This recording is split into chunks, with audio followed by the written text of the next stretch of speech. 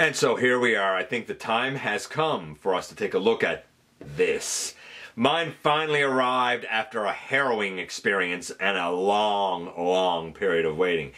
But nevertheless, we're going to look at everything to do. Comparisons with Victory Saber. We're going to do the math to see if this was actually worth the full asking price. We're going to see them compared to the Fansproject Dionking. Right now, I'm going to admit my custom Kaiser has some work that's being done with it. So I'm going to compare it to another kind of version of Deathsaurus that I kind of sort of was using. And that'll harken to the Kaiser as well. We're going to cover it all, everything to do with the Haslab Deathsaurus in the latest GotBot True review.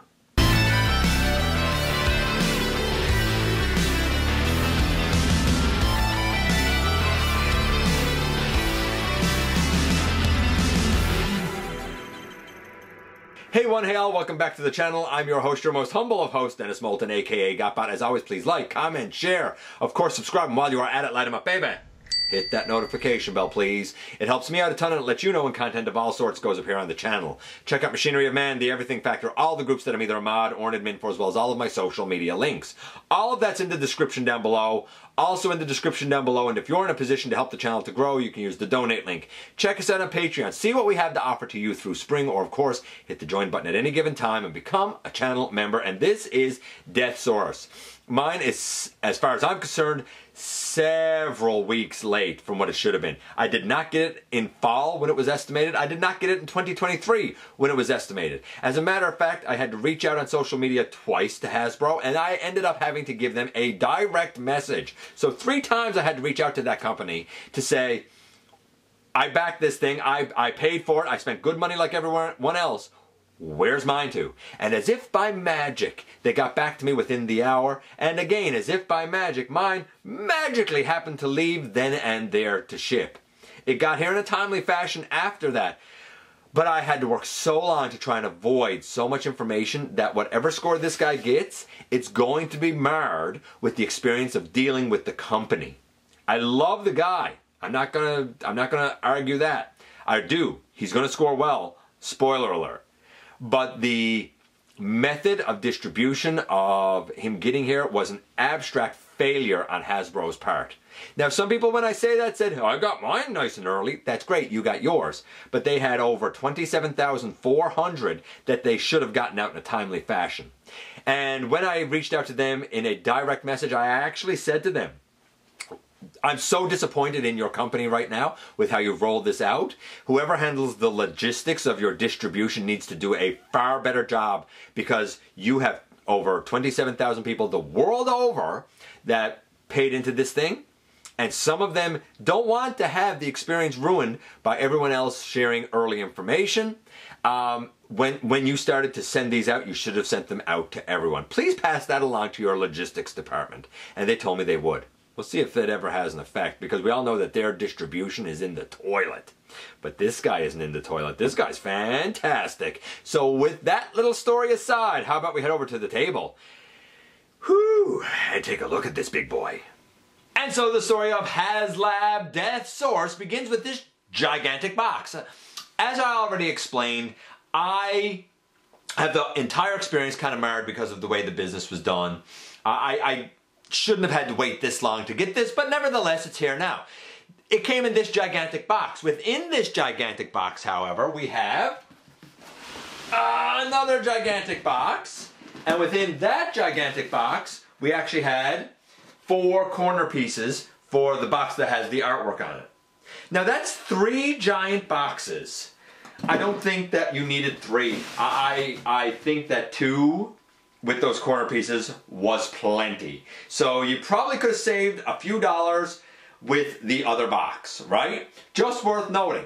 Now, once you open all of that and you get into it and you get to the third box is this. And holy moly, is it quite a box. So we have like a metallic finish up here for Legacy, metallic finish over here for Transformers in purple. Of course, it says Victory up here in Japanese. The top of the box also has Victory in Japanese. The side over here, it lists the arrow, the bow and arrow, I suppose you could say, the metal melting cannon thing, the eagle chest, the mace flail thing, and tiger chest. And back here, of course, we have him in his throne and in his kaiju mode, or you can call it like big weird bird dinosaur monster thing, but I think it's supposed to be one of these like Japanese kaiju things or whatever. I don't know much about it. I'm not a Godzilla fan. I don't like these big weird things. It's whatever. To me, it's a big weird bird griffin thing. Him with his sword and whatnot on the other way to use the display stand. And of course down here, I love this. How often do we get something with a bow and arrow as, you know, a form of offense? And of course on the front we have the artwork by Guido Guidi, is my understanding anyway. And we can see him sat here in his throne. Of course we have eagle chest on his arm. We have tiger chest down by his feet. It's fine art. Again, it's fine. To me it doesn't add value, like it doesn't add to the dollar value. This is gonna go recycled. I mean, I have no reason to keep it. It's just a box. And are you excited to know that within that third box, we now have a fourth, fifth, and sixth box? Yes, 6 boxes in total. I mean, guys, come on, a little bit of overkill, don't you think? In the very top one up here, if you were to open it up, this is where the a lot of his accessories were, the throne was, and you can still see one of the display stands in the back there, not yet taken out. That was that box. Within the second box, we had, I think both of the chest minions and maybe the throne. Yeah, I think the throne and at least one of the chest minions, if not both of them.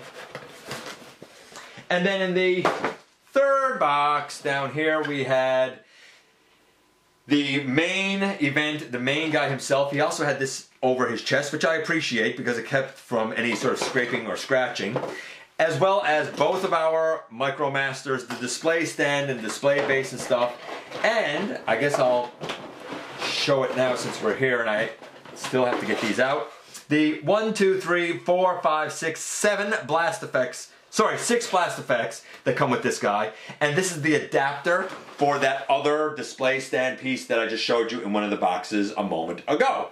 That's the one that you would use if you want him standing up in an action pose or you wanted to display him in his kaiju mode. So, I mean, cool, I guess. Oh, also in this box is where we had the instructions. This is a gigantic thing of instructions. I'll show it in just a moment. But yeah, a lot of packaging for this guy. As I said, we have a gigantic 2-sided set of instructions that shows absolutely everything. With the boxes and the instructions out of the way, there's only one thing left to do. That's right, it's time to look at the main event being Deathsaurus. Here he is next to my Fansproject Dionking. I do have all of the shells, courtesy of our buddy Razor Beer.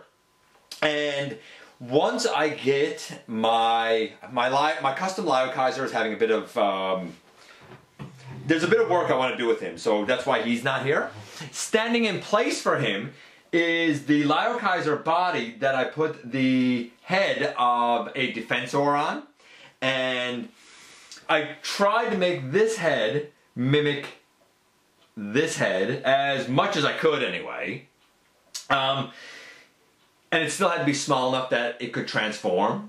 This was a terrible Deathsaurus or Deathsaurus, if you will. It was just awful. I don't know why they made that the core of the Liokaiser combiner instead of the other two. It made no sense to me then. It makes no sense to me now. That's why I have tried to do a proper, you know, torso myself. Plus I have the little chest minions done out of Siege cassettes. I've documented all of that here on the channel a whole bunch of times, my custom Liokaiser. In fact, I actually changed the torso out to 2 different pieces. So anyway, but this will give you an idea of how tall and how big that custom Liokaiser is, because it's still within the range of Combiner Wars combiner height.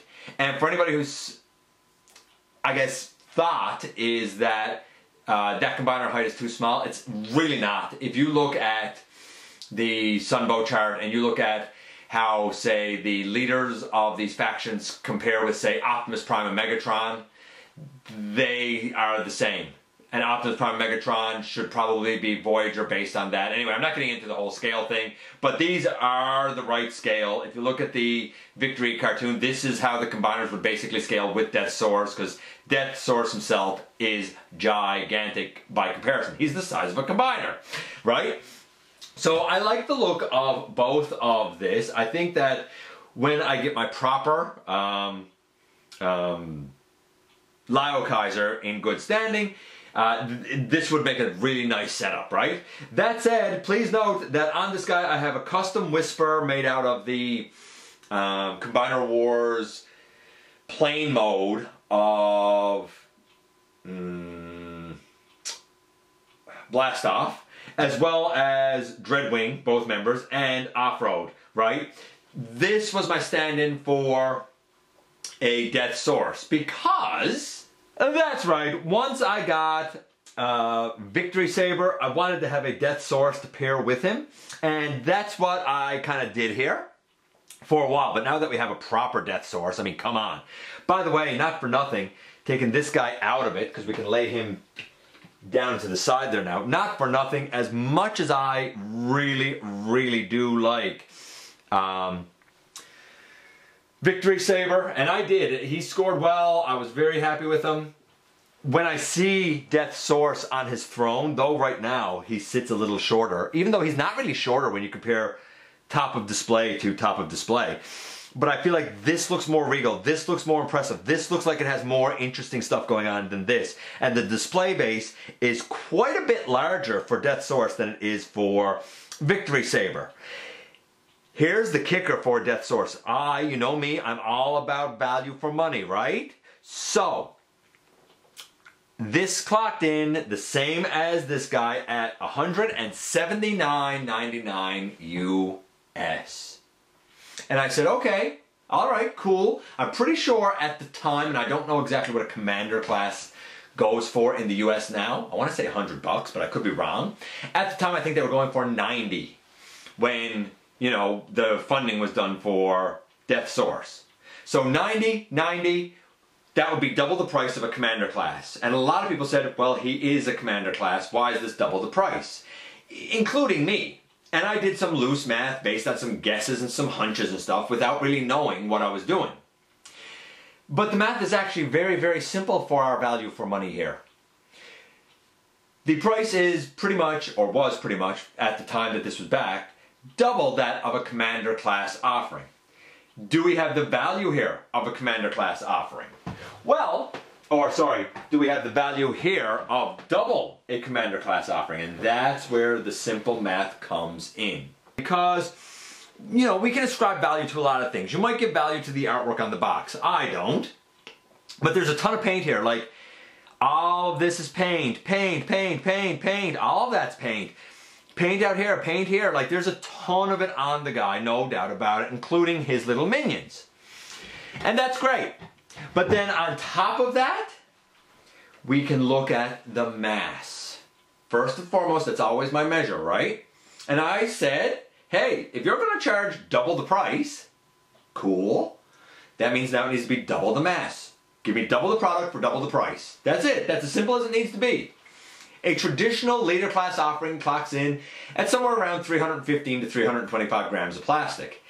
A traditional, and I'm going to say that now, a traditional commander class should be double that.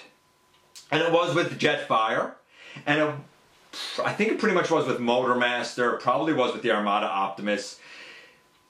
Some of the commander classes have been a little bit less.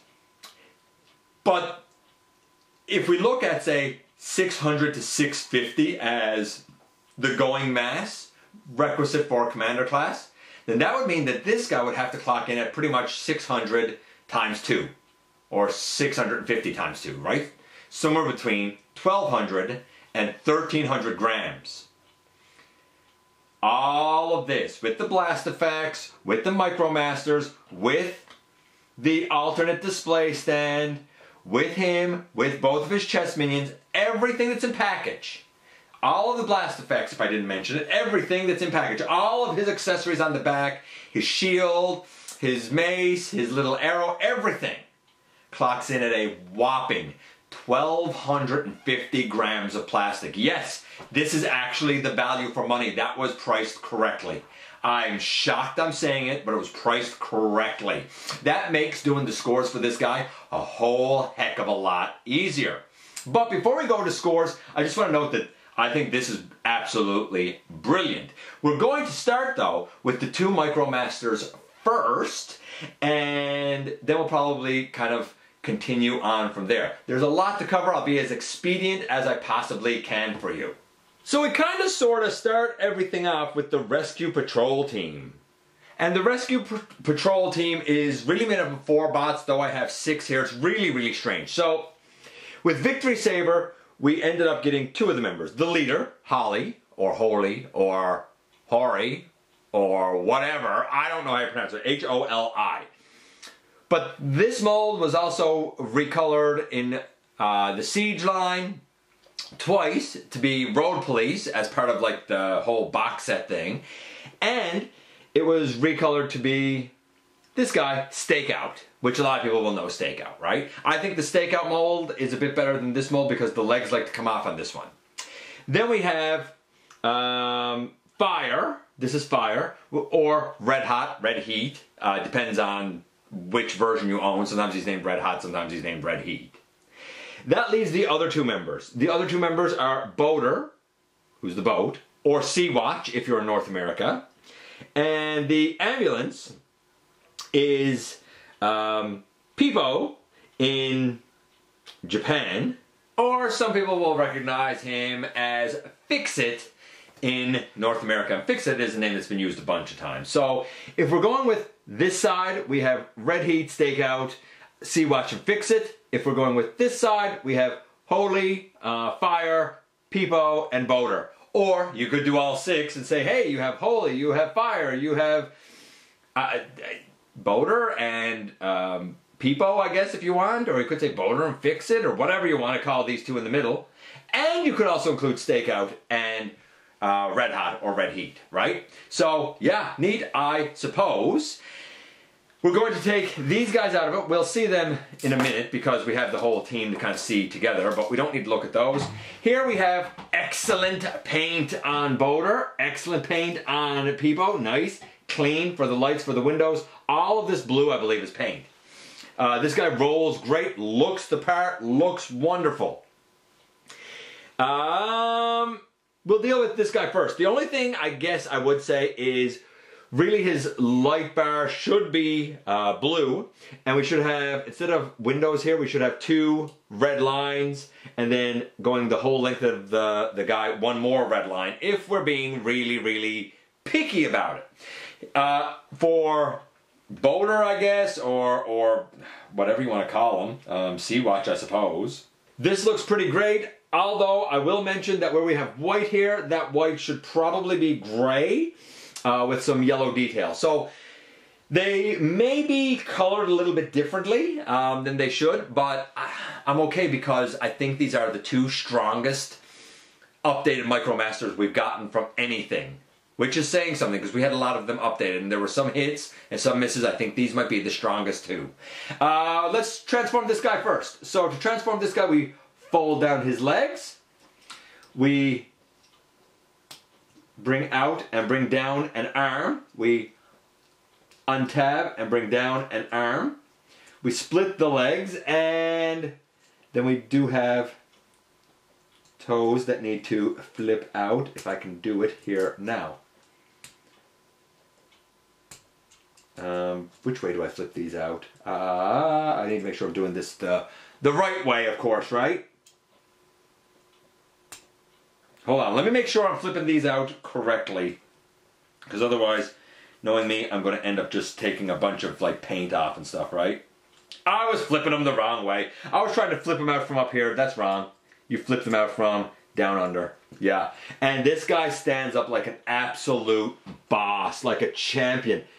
I didn't notice that Autobot logo on his chest before, but I think I really like it. Now, if we're going by toy accuracy, this guy here should have red thighs and he should have a like blue pelvis. But the rest is okay. Here's the thing though. If we're going by animation accuracy, and you know me, I'm a cartoonist king guy, This is super accurate. Granted, the biceps should probably be gray, and the thighs, instead of being white, it should probably be gray. But all the red, the Autobot symbol, the face, the blue visor, all of that's correct. This guy's splendid. His articulation is all the way out to the side. Tolerance really nicely. They can go all the way around. No elbow, but again, that's micromasters for you. These can go well out to the side. I mean, what you're going to need them to do out to the side. Goes all the way forward, feels good going forward, can go back that far, and we do have a knee to 90 degrees. I mean, and it's all tolerance well. Nothing is falling off this guy, I promise you. He's great. Then we have Boater, or Sea-Watch, and again, I already talked about this guy's coloration a little bit. Let's do the transformation for him. Again, we flip down the feet here, and we flip in these pieces. So big, chonky, honking feet. Then we flip back this over his back, and we bring the arms out from the side, and we split his legs. And again, if we're going by toy accuracy, then admittedly, here we should have a red face and red thighs, if not a pink face and pink, not thighs, pelvis. Red face and red pelvis. We should have a gray body and gray thighs. But if we're going by animation accuracy, and again, I'm a cartoonist king guy, then this is very accurate. The white thighs, the blue on the lower legs, the blue on the hands and shoulders and forearms. The biceps should be white, but seeing what we're working with, I'm not going to complain about having more paint. The white on the torso with the red in the center, the gray head, the face plate, the blue eyes, all of it. All of it. These two are tremendous. If all of the micromasters could have been this good, man, oh man, that would have been something really special, I think. I guess I should do the articulation of this guy. I mean, his arms can go all the way around, and full T-pose, toleranced gorgeously, I must say. Very, very impressive. Again, only that far out to the side, but I think it's effective enough for what we need it for a Micromaster. All the way forward, no problem. Back, no problem. Little bit of a, I guess, well, I mean, I guess a swivel because of the knee ball joint, right? And a knee. Does this guy have a waist? No waist on this mold. What about this guy? Does he have a waist that I missed? No, it doesn't seem like either of them have a waist. But, I mean, I still think that they're wonderful. I mean, not for nothing, but here is Holly and Red. No, Fire. Fire. That's Fire. Let me move them over here just a little bit. And I guess if I really want to, on the other side, Stakeout and, you know, Red Hot, I suppose. I mean, I think this looks great. If I was to pick out the 4 best from this, I would probably take him out of it and take him out of it. This, for my copies... Why do you not want to stand up now? This is the 4 best from my personal copies. That said, I'm glad to have them all. I'm so glad to have the Micromasters updated. So glad to have all 4 members of this team. I call this an absolute success and a win. Taking you out of it, taking you out of it. These two here, I mean, the colors, for animation accuracy, I'm going to give a 9 to. The transformation is very simple. It's a 10. The articulation, a waist would be nice, but other than that, the tolerances are perfect for these guys. Solid, big, chunky feet. I'm going to give the articulation, you know, I mean, it's about a 5 for what it is, right? No elbow and stuff, right? But it's the, bar none, best of the updated Micromasters. Overall score for those two, I'm going to say, is like an 8. Okay, so I figured the most expedient way to try and do this is from right here, right now. Very first thing to note, the guy comes with 6 blast effects. These blast effects are kind of a purpley fuchsia type of color. We've seen these before. They came with a number of characters throughout, like Earthrise and stuff. I think that they're the same ones that probably came with, I don't know, say Skyfire and Commander class, Skylinks, and that stuff, right? But they're a nice color, so cool, I guess. I don't know, let's see if I can show this up closer to you. Let's just see if I can get a focus. See if I can get a focus on this for you.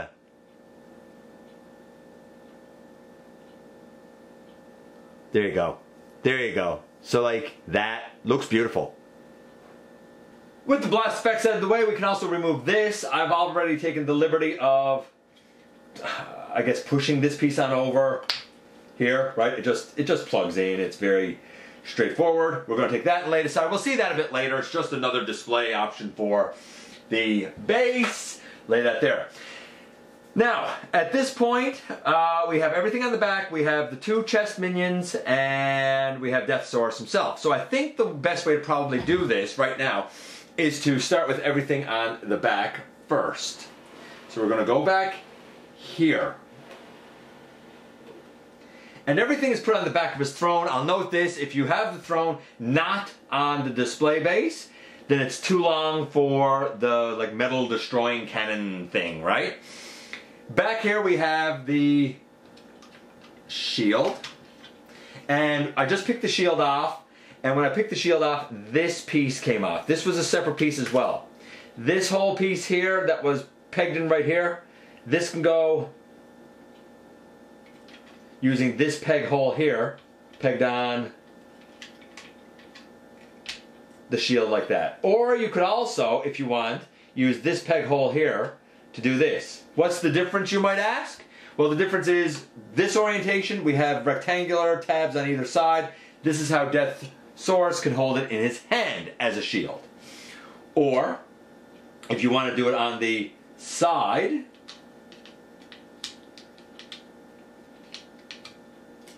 then you can use this peg and it'll go into a spot on one of his shoulders. Only one though, only the right shoulder, I do believe. So we're gonna lay that aside for now. It's just molded in gray, it has blue paint on it, a Decepticon logo, and I guess a little bit of paint right here. And the black is all, maybe the black is a matte paint on it. Maybe this black is also a matte paint. Lay that aside for now. Then we have, this here is the arrow. It's a bit delicate, but I don't think it's gonna break. It's not that delicate, but it is definitely the most delicate piece, I think, in the whole set. I love this. I think this is wonderful. It obviously has rectangular tabs. That's what we will use later on when we deal with it. Then we have a handle up here. This has tabs on either side that will peg into the palm of Deathsaurus, and we can take this off. This, of course, is his mace flail thing, and it's pretty cool. It's painted quite nicely.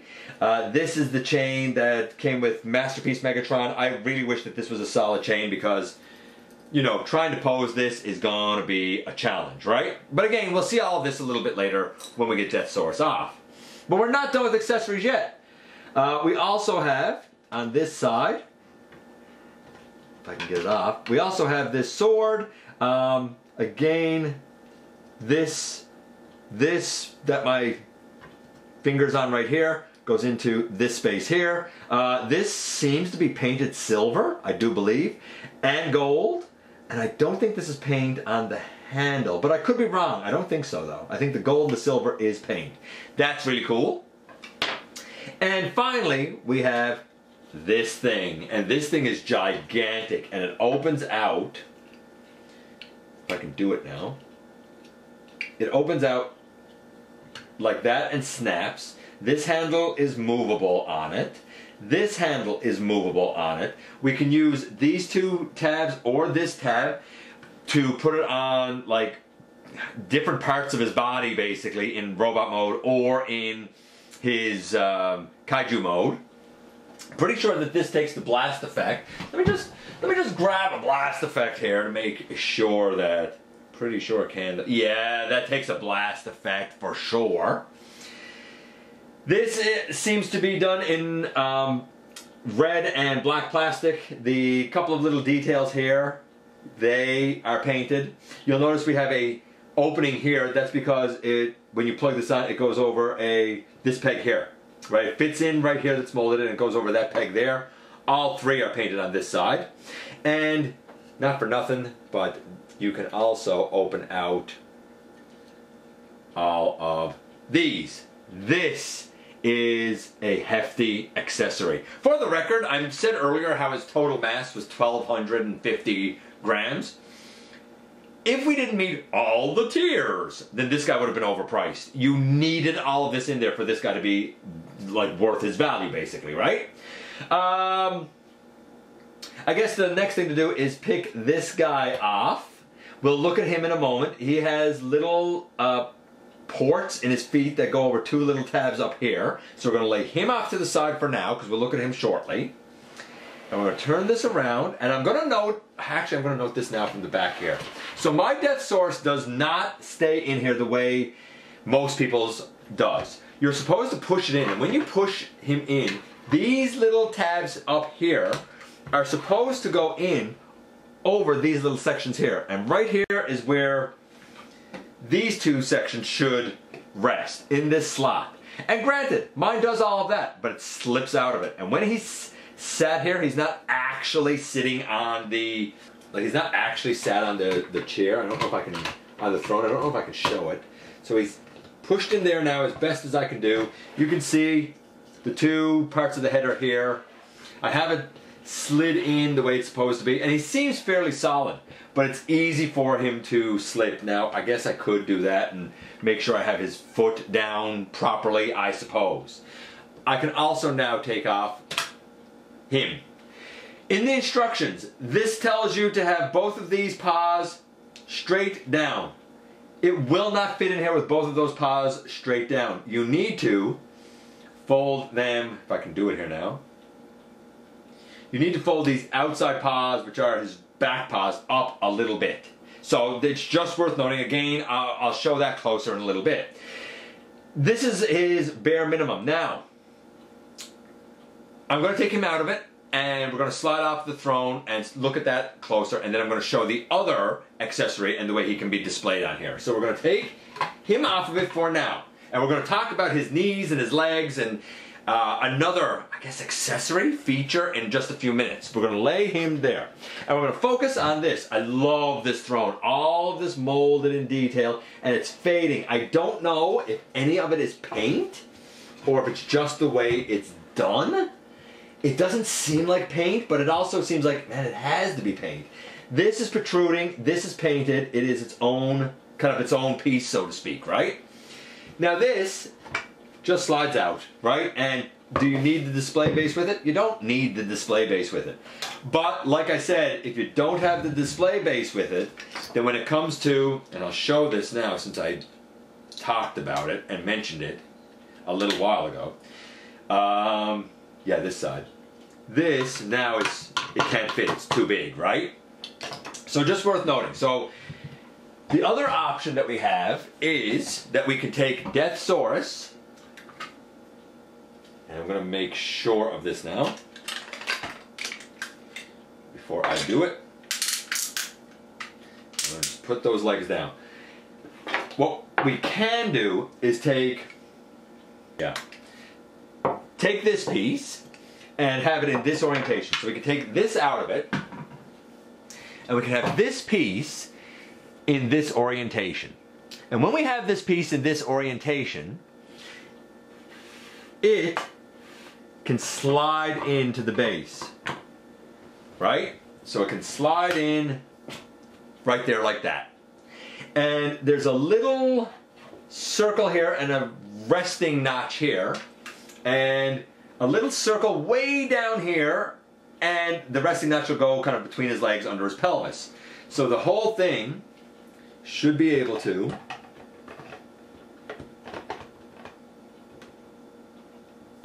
I hope.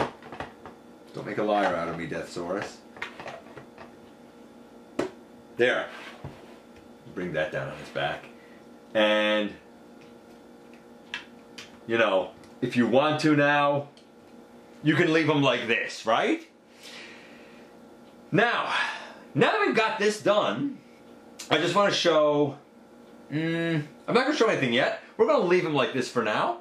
And I'm going to get rid of him, and we're going to look at the accessories and his little chest minions, and then we'll come back to this in just a little bit. But yeah, another display option, and this is pretty much the same sort of display as Victory Saber, right?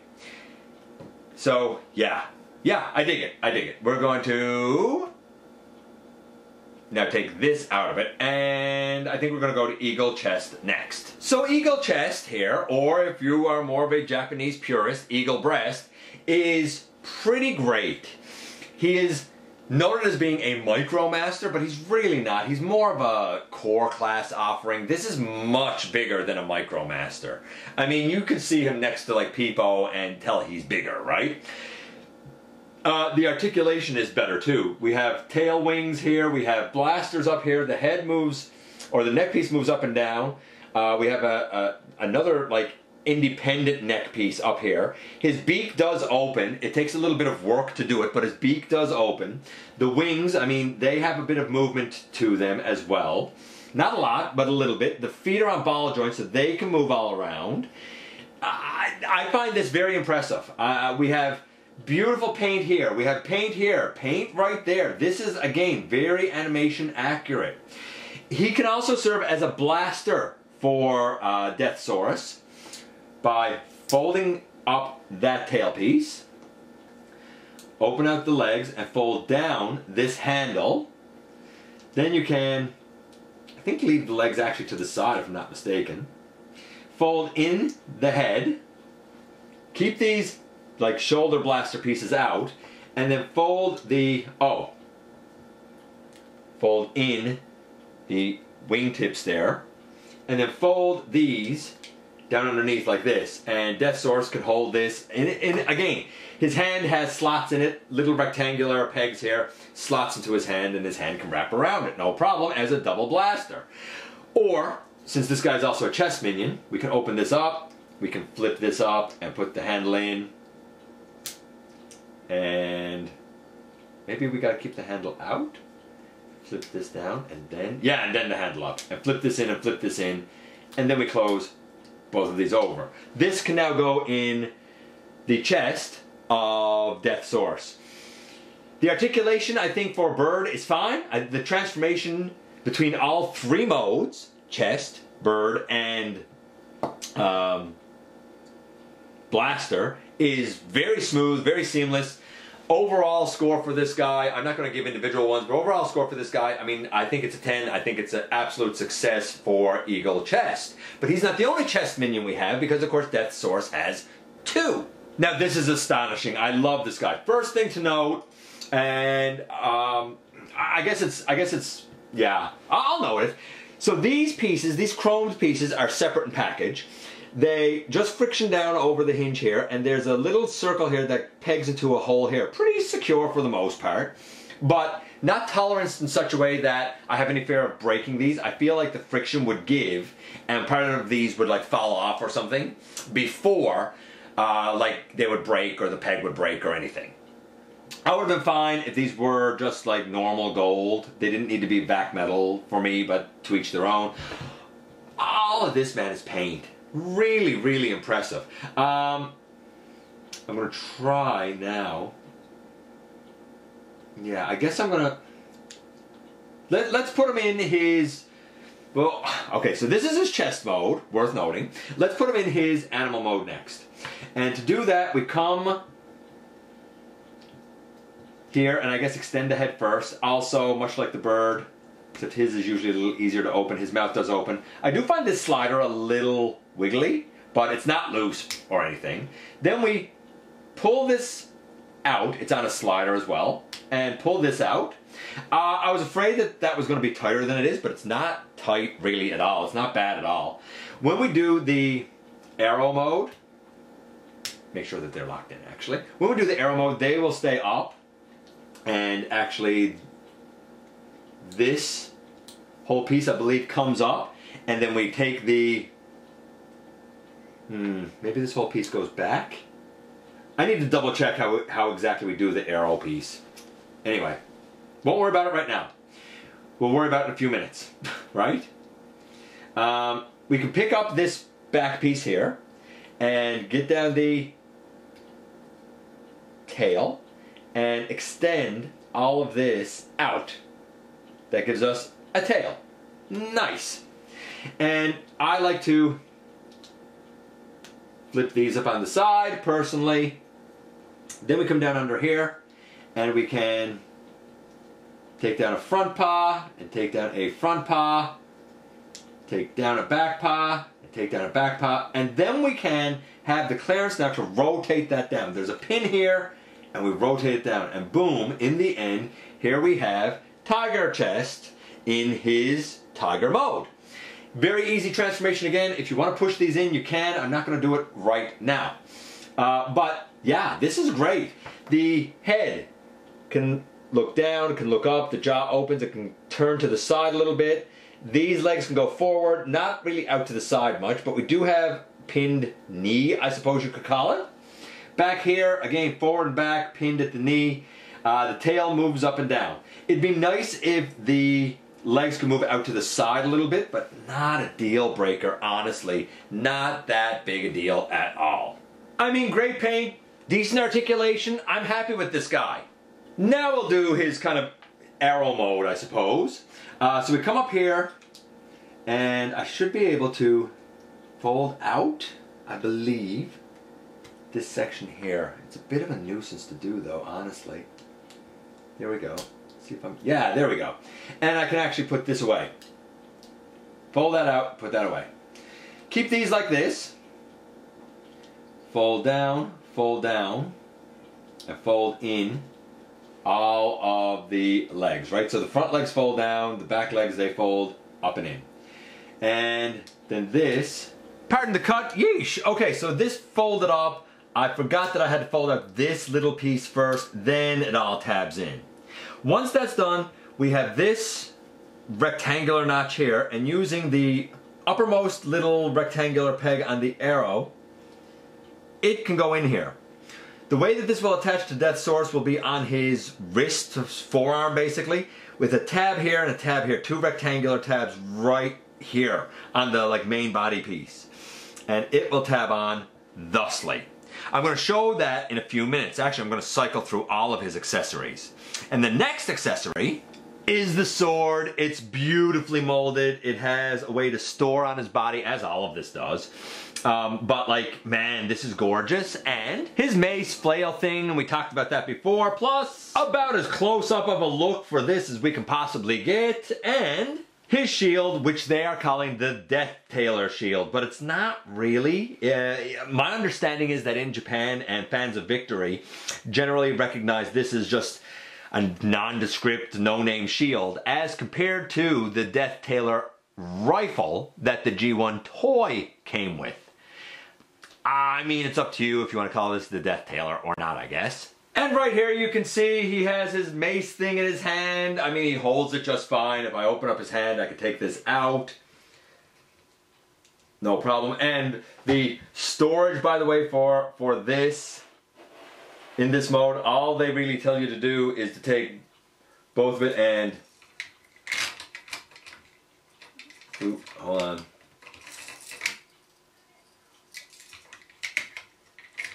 And drop it in there, in that space, in where his beast mode head is. This attaches to the back right here. It only attaches one way. This is actually on an angle, so it will only attach on an angle. We'll see that in his hand in a moment. And over here, using this slot, it's one on either side, and using the bigger, because there's two rectangular posts, using the bigger post, it can fit in right there and store on his back if you don't want, to be using the, I guess, arrow. Turning him around again. Okay, let's talk about a couple of things very quickly here. First, the sword. That can go in his hand, and it slots in, and of course he can hold his sword just fine. It slots in the hand just like everything else slots in his hand. Very masterpiece styled is my understanding. The shield, I have it right there. This piece only on this arm flips out, and that's where the shield goes in. Again, I'm just going to lay that down for now. And same over here. This was tabbed in his hand. If I want, I can flip that up open out these wings and put these down. And now this, much like with Soundwave, it just goes in. I can take this out as well for now. The metal destroying cannon thing is gigantic. It too can go, if I can get it in around, it too can go in the hand, but there's also two, I pointed them out earlier, two rectangular slots. They can peg in on the upper arm. So he can do this, and of course he can display it ever so many ways, and his arm can go out straight, and yes, the ratchets on it. Oh, if I put those in there. Like the ratchets on his arm hold the weight, no problem, and yes, you can put, I don't know, like blast effects and stuff in there if you're so inclined. Speaking of arms and what can support stuff, I'm going to use this one over here because this is the one that tends to always get used. And we have this guy now left in his bow and arrow mode basically. And I mentioned these two tabs earlier. These two tabs down here will go into two slots here on the wrist basically. So I'm going to bring this arm out to the side. And I'm going to attempt to line that up and line that up. Boom, pardon the cut, but here you go. That's how that looks, which I think looks really great. I do find putting these two tabs in over here to be a bit of a chore. I will also note now, though we'll note it when we do articulation, that there is a very tight butterfly joint here at the shoulder. I'm going to fold that back in, and I'm going to take this off and bring this arm in and down. Here's the thing. I'm going to take that off. I'm going to fold all of this back in. Make sure that's up. Fold. I gotta open this up. Fold that piece back in. Push these chest pieces in. Make sure that head is up. Make sure, again, like I said, that you got those legs up a little bit. And now I should be able to, hopefully, I just took them off the thing. And that's okay if I take them off the thing. Fit that in there. Now, I'm going to straighten this up. I'm going to straighten this up. I need to bring these knees out. And I'm going to lay all of that aside. We've gone through all of that. Let's talk about Deathsaurus and give this guy scores. Woo! Woo! Man, I am telling you, there's a ton to explore here. Now, the very first thing that I want to note, and I think it's important to note this, is that when you are looking to bend this guy to have him sat down, there are two hinges at the knee, really. You have to undo the knee and bend at the lower hinge, which means all of this section here, you should be able to see when he is sat in his throne. But when you stand him up, now you want to push it in and be using the upper hinge. You'll notice I don't have all that gear here now. See if I can show it over here with the knee not kind of fixed. There, do you see the difference in both knees? Like this knee is hanging lower now because of the way it's done.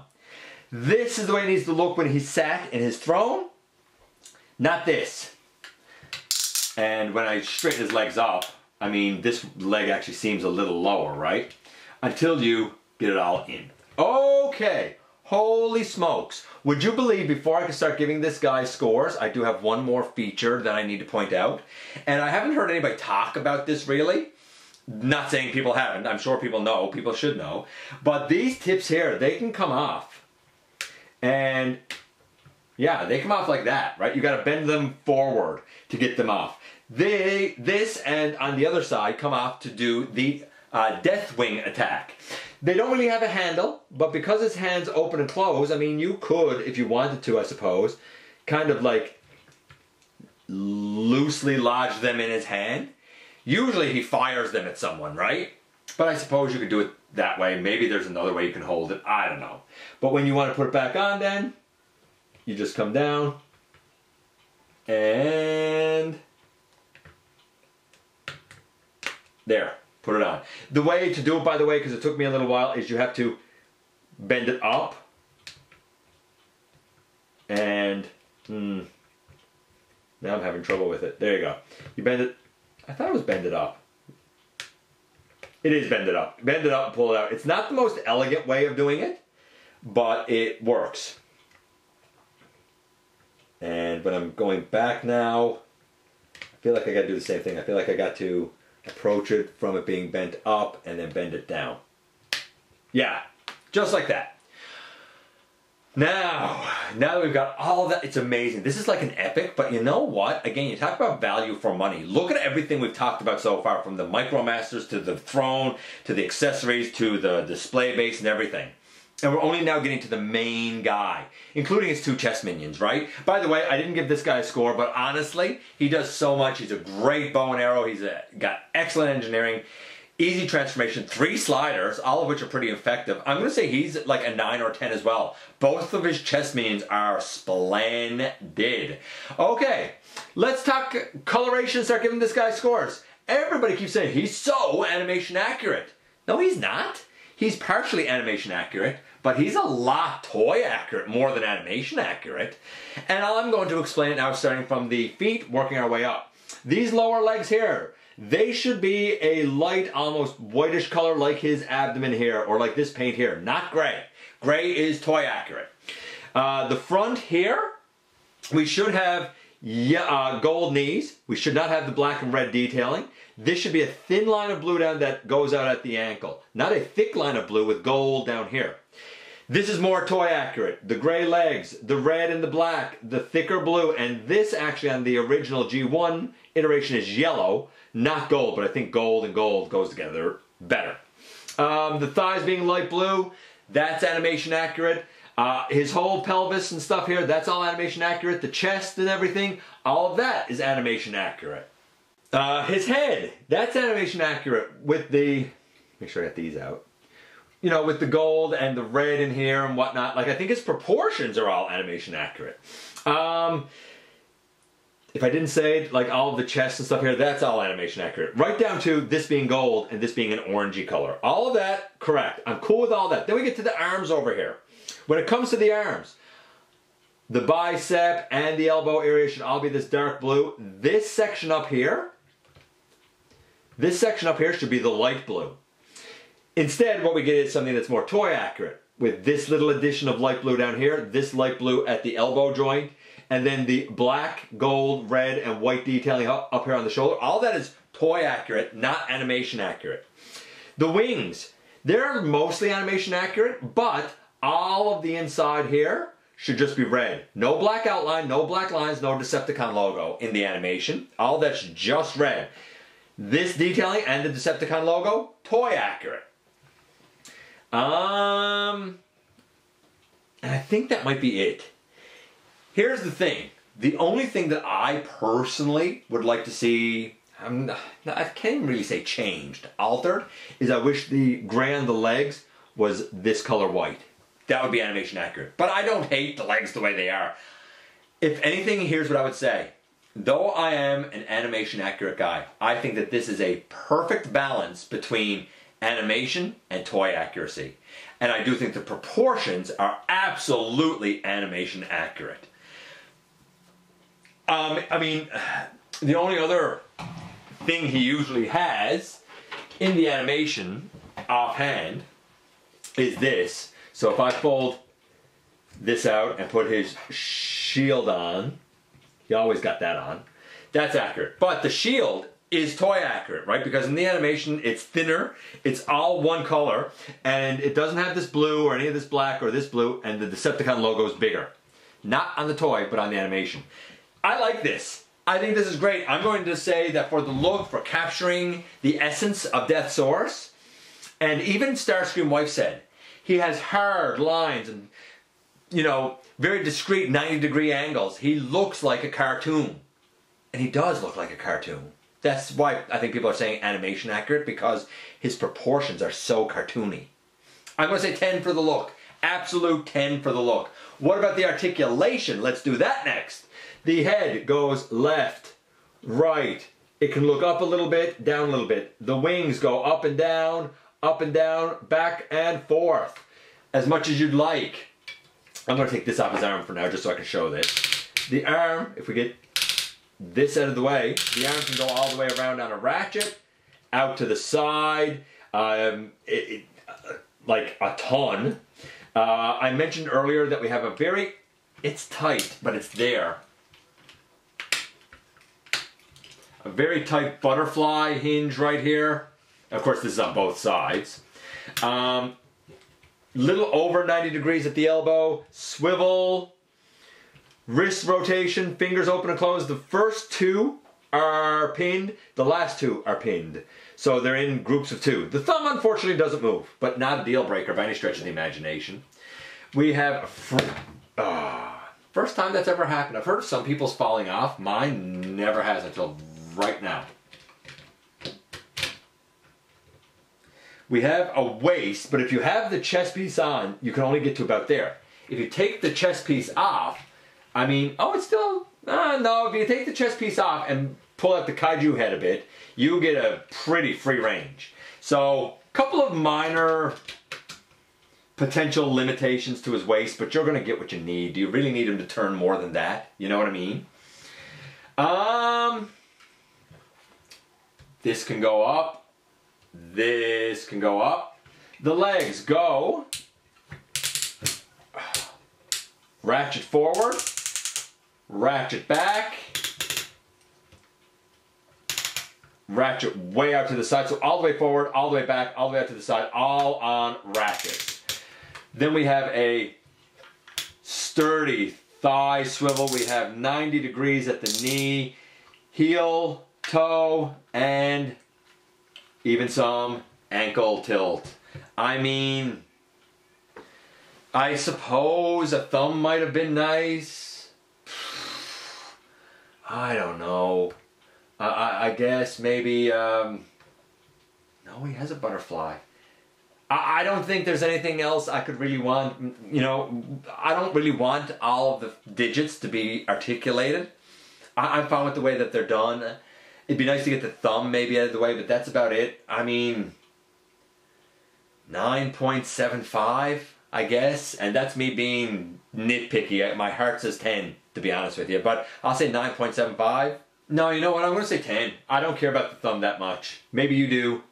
But I'm going to say 10 and 10. Okay. Now we can do the transformation to his kaiju mode. And we'll see how the metal eating cannon goes incorporated there and the display base. Now to do this transformation, I feel like I should note that everything feels like big chunky pieces. I'm going to take his tail and I'm going to, oh, I got to make sure to turn this so that it's not in the way. And, which way do I turn this to make sure it's not in the way? There we go.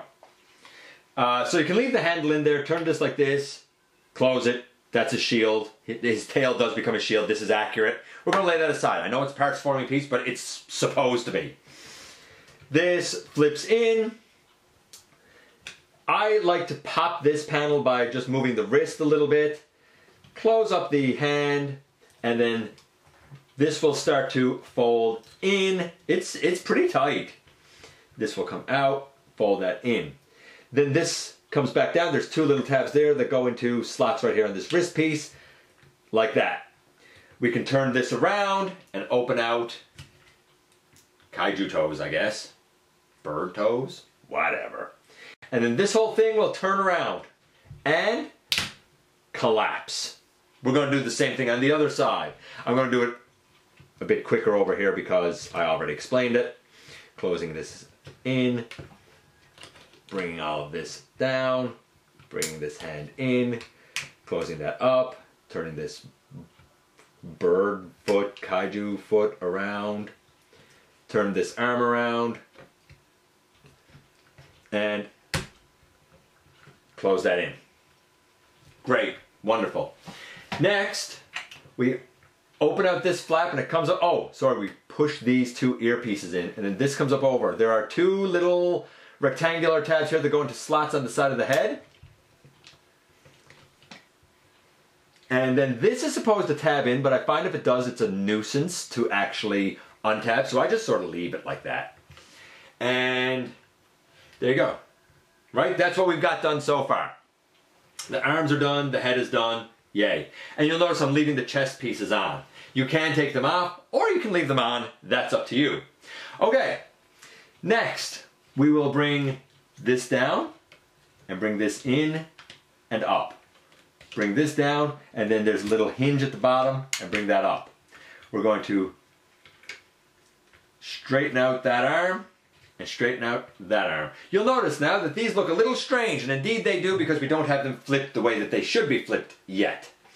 I'm going to come back around here, and we're going to pick this off, and I'm just going to let that hang down for now. We're going to pick this off, and we're just going to let it hang down for now.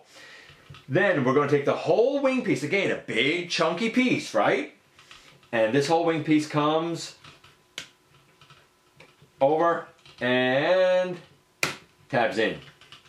This whole piece will come over and tab into this slot here. By the way, if you're thinking to yourself, oh, it's too bad we don't have the detailing here, we're not supposed to. As a matter of fact, all of this that looks like waffling is really the detailing he's supposed to have on his wing in kaiju mode. Like, that's accurate. Not having the red and stuff in here in this mode is accurate. Now we can fold this around and orient that little T-Rex-like arm. And fold this around, and again, tab it in. And that little T-Rex-like arm. Okay, so far so good.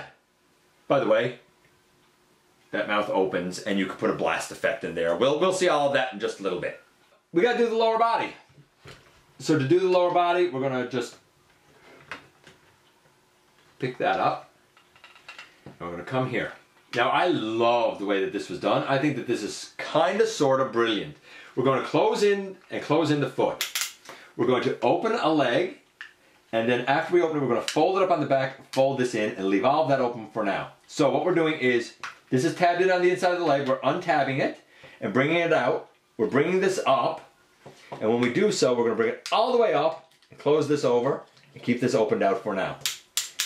You can probably see where this is, going to be heading. We're going to fold the legs up to here. You know what? It was said that the original plan was for this to be a leader class offering using the Grimlock mold. I see the similarities in transformation, and I think that would have worked fine, but they would have had to totally rework the torso because you need the torso to be correct, so they would have had to totally rework the torso. Anyway, that's not what we got. We got this. Oh, pick off a knee and pick off a knee. And now, fold up. And again, we're folding up not on the top hinge, but on the lower hinge. Fold up and fold up. Wonderful. Then we close over and we close over. We close both of those over. And we bring the knees up. Now we want to deal with, I guess, the legs. And we're going to bring all of this down. Actually, hold on. That's not the way we do it. We rotate this around, I'm sorry, and then we close this in. And now we use this tab and put it into this slot here on the side. Like that. Oh, I thought I had it. I guess I did not have it. There, and I bring that down. So, if I wasn't clear on what I was showing there, this was the arm that we just brought down and left it. Using this hinge in here, we turn it around, and now using right here, we tab it into right there.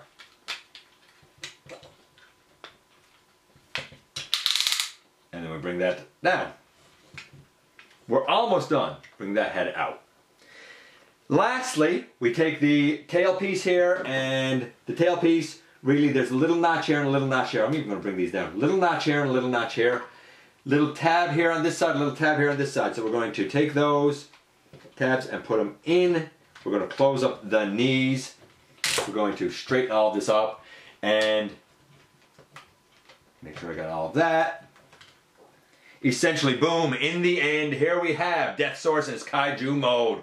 Everything is big and honky and hefty and chunky to transform. Everything felt solid and robust.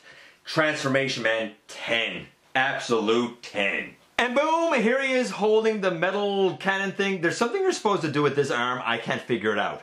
You can see that in his mouth he can put blast effects. You can put blast effects on that end of the cannon and on this end of it if you want it to be like blasting out the back. The way that it's held on here is essentially with a, knock that off, tab on the shoulder right here that goes into a slot right there. So that's up to you. The last thing to note, and I'll put that on in a second, the last thing to note is that I had a mistake done with the display stand. Here's the display stand. And the display stand, I said, hey, I put this piece on like this. It's not supposed to be like that, it's supposed to be this way. And you use this peg to go into a peg hole up right there, and then the rest of this should be able to rest on the display stand if you want him displayed in this manner, which is another option, of course. I mean, man, so many options with this guy. So at the end of the day, what can we say? Well, easy. He's splendid. He was 10s across the board. Transformation 10, articulation 10, look 10. He is double the mass of a commander class. He was double the price of a commander class. He is solid and chunky. So is Victory Saber, but he's more so. He came with more accessories. He's just overall a bigger, more imposing, dare I say, better package. He's a 10. Unfortunately, the overall score I'm going to give him is a 7. Not because of him. He's wonderful. But I think the rollout by the company was an abysmal failure. And that's a shame because it gives this excellent offering a black eye that it shouldn't have. This is a perfect example of what I'm always talking about. I love Transformers. I love the products. I often do not like the company that's handling them. And that's a shame because they should be doing better for me and for you. But taking my gripes with the company out of it, man, oh man, what one hell of a Deathsaurus this is. And here we are, and here he is. Okay, there's a lot here, man, that had to go unpacked, right? This display, I think, is splendid. Both myself and Starscream Wife agree that this looks regal. She doesn't know the character. Even she's like, I really like this guy. I think that the complete overall package for Deathsaurus is better than Victory Saber. And you know what? I said with Victory Saber that I felt like he was overpriced by maybe about 30 bucks. I don't really feel like that here. There's more mass and heft here. Yes, the bare minimum Deathsaurus is a commander class. So right away you had that commander class price. Though they're listed as micromasters, Eagle chest and Tiger chest are definitely more core class. Actually, they're probably even core class plus, to be honest with you. The plastic here, tactile, feels different to me than most Hasbro plastic. It feels thicker, it feels more robust, it feels like something more from like 2005 to 2005 to 2008, like that end era of things like the end of Unicron Trilogy, the beginning of like Classics universe. Like the plastic feels very robust like that. He does not lock into his throne for me like he does with a lot of other people. He has slipped out of this throne many times and fallen on the floor a bunch of times. Certainly hasn't broken or anything, and I don't think anything will. I was a bit concerned about how the knees would lock in, but you know what? They're splendid. Everything that transforms here is a big chunky piece that transforms. When we take the value of 2 core classes and the value of the commander class, that's a lot in and of itself. But the display base is bigger than Victory Saber. The throne is a nice, big, hefty, chunky piece that you're able to store everything else on the back. I mean, so many accessories. And I mean, the metal melting cannon, that's gigantic. The shield, that's big. I think if you take all of the accessories and the base and the throne and this, like you pretty much get another maybe leader class offering. Even the like molded detail on the throne, it's all molded. The protruding Decepticon logo up there is splendid. See, he's starting to slide out again because mine does not lock in like I know how it's supposed to, but mine just, it doesn't do it. It sounds like it does it, but then it doesn't do it. Is it? Mine's down there now. Hold on. Let me see if I can. Oh. Now it doesn't want to slide in here at all for me. There we go. And I'm kind of glad this just fell off. So these actually are very nice. I was very concerned about how these might break, but they don't. For a couple of reasons. One, because the top and bottom just friction on. Cool, that's fine. I don't have any issue with that. But the back here has a hole in it, and a little piece here goes in it. I thought that was going to be too tight, but it's really, really, really not too tight. If anything, it might be a bit too loose, but I think I would prefer if it was a little too loose, because sometimes I want that to be able to come off. And even now, there's a couple of things still left in the box, like the alternate way he can be displayed on the display stand, right? And we have the other couple of micromasters that come with this set that are the best micromasters, I think, that we ever have gotten in the updated micromasters. Overall, man, I think we got our value for money here. I really, really do feel like I completely got everything that I could have wanted. Maybe the only thing that could have possibly gotten included here that wasn't would be the Death Tailor. Not the shield, the actual Death Tailor, his rifle. But he didn't use that on the show, so can I really complain when they even went so far as to give us the wingtips that are removable? Pfft, Deathsaurus, absolute win. If you have the MMC and you didn't go in on this guy, I think you're fine. I really do. And there's another one that I can't remember who did it, but if you have that one, I think you're also fine. Here's the thing. There are a couple of Deathsauruses out there, and now this one. And if you have all three, cool. But if you only want to have one, I can't really recommend one over the other because they are all pretty fantastic. Haslab Deathsaurus, I gotta say, I think he is absolutely splendid, and I do feel like I absolutely got my money's worth. Go figure. All of that said, the whole experience is marred by the bad distribution and rollout done by Hasbro. Excellent offering, terrible business surrounding it. Make of that what you will. I appreciate you guys coming by, giving me some of your extremely valuable time. I do know how important it is to you. If you're in a position to help the channel to grow, you can use the donate link. Check us out on Patreon, see what we have to offer to you through spring, or of course hit the join button at any given time and become a channel member. While you're at it, hit the subscribe button, stick around, have some fun with us here on the channel, and don't forget, man, that somehow, some way, each and every single solitary day, you right there, you do make a difference in the world, and I look forward to the next time that you and I get together to have another visit. Either in the live streams on Thursday nights at the stop motion premieres or the old fashioned way right here inside the videos.